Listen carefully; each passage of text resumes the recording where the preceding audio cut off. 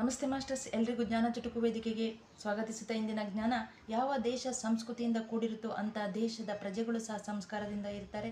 ಯಾವ ದೇಶದಲ್ಲಿ ಸಂಸ್ಕೃತಿ ಇರಲ್ವೋ ಅಂಥ ದೇಶದ ಪ್ರಜೆಗಳಲ್ಲೂ ಸಂಸ್ಕಾರ ಇರಲ್ಲ. ಅಂಥ ಸಂಸ್ಕೃತಿ ಹೊಂದಿರತಕ್ಕಂಥ ದೇಶದಲ್ಲಿ ನಮ್ಮೆಲ್ಲರ ಜನನ ಆಗಿದೆ ಅಂದರೆ ನಾವೆಷ್ಟು ಭಾಗ್ಯಶಾಲಿಗಳು.